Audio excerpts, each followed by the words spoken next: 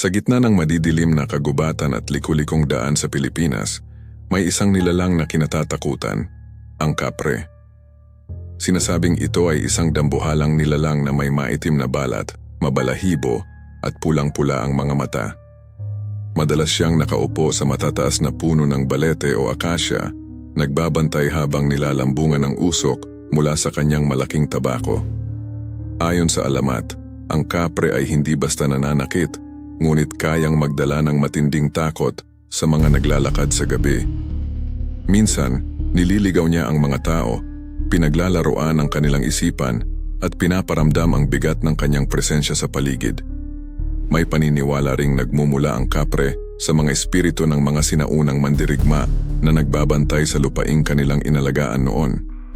Sa ilang kwento, nagiging mabait siya sa mga taong marunong gumalang sa kalikasan at sa mga puno na kanyang tinitirhan. Ngunit kapag nilapastangan ang kanyang puno o sinira ang paligid, tiyak na may sumpang kapalit na dala ng kapre. Hanggang ngayon, binubuhay ng mga kwento ng matatanda ang alamat ng kapre. Paalala na sa likod ng bawat anino sa kagubatan, maaaring may matang nagmamasid, handang ipagtanggol ang kanyang teritoryo.